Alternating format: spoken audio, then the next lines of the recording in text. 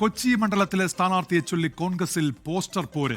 KPCC general secretary Deepthi Mary വർഗീസിനായി ഒരു വിഭാഗവും DCC പ്രസിഡന്റ് മുഹമ്മദ് ഷിയാസിനായി മറ്റൊരു വിഭാഗവും പോസ്റ്ററുകളുമായി രംഗത്തെത്തി. വിപിൻ സി വിജയൻ ഇപ്പോൾ വിശദാംശങ്ങളുമായി ചേരുന്നുണ്ട്. വിപിൻ, അല്പസമയത്തിനകം ആരാണ് മത്സരിക്കാൻ പോകുന്നത് എന്നറിയാം. അതിന് തൊട്ടു മുൻപാണല്ലോ ഈ പോസ്റ്റർ യുദ്ധം. എന്തൊക്കെയാണ് വിവരങ്ങൾ വിപിൻ?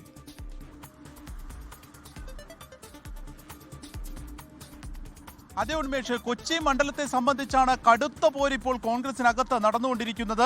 ഇനിയിപ്പോൾ ഔദ്യോഗികമായിട്ട് സ്ഥാനാർത്ഥിയെ പ്രഖ്യാപിക്കാൻ നിമിഷങ്ങൾ മാത്രമേ ഉള്ളൂ. ആ ഒരു ഘട്ടത്തിൽ പോലും ഈ പോസ്റ്റർ യുദ്ധമാണ് പരസ്പരം നടത്തിക്കൊണ്ടിരിക്കുന്നത്. ദീപ്തി മേരി വർഗീസ് ആണോ അല്ലെങ്കിൽ DCC അധ്യക്ഷനായിട്ടുള്ള മുഹമ്മദ് ഷിയാസ് ആണോ കൊച്ചിയിൽ സ്ഥാനാർത്ഥിയാവുക എന്നുള്ളതാണ് പ്രധാനമായിട്ടുള്ള ചോദ്യം. ഇന്ന് രാവിലെയാണ് ഈ തോപ്പുംപടി മേഖലയിൽ നിന്ന് മുഹമ്മദ് ഷിയാസിനായി അവിടെ നിന്നും തുറന്ന വാഹനത്തിൽ ഒരു റോഡ് ഷോ ഉണ്ടാകുമെന്നുള്ള അറിയിപ്പ് ലഭിച്ചത്. 4 മണിയോടുകൂടി അത് നടത്തുമെന്നുള്ളതാണ് പറഞ്ഞിരിക്കുന്നത്. ഇപ്പോഴത്തെ അതിൽ അപ്ഡേഷനോടുകൂടി 7 മണിയോടുകൂടി ആ റോഡ് ഷോ നടക്കും.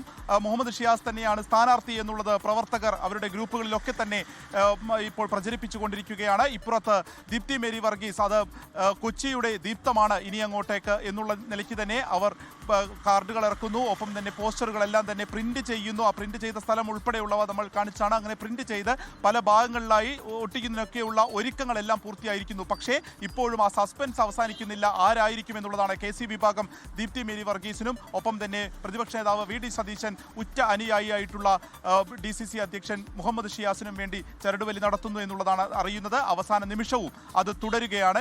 ഇതിൽ ആരായിരിക്കും എന്നുള്ളതിനെ സംബന്ധിച്ച് അറിയുകയില്ല. പക്ഷേ എങ്കിൽ പോലും ഈ പോസ്റ്റർ യുദ്ധത്തിന് മാറ്റമില്ല.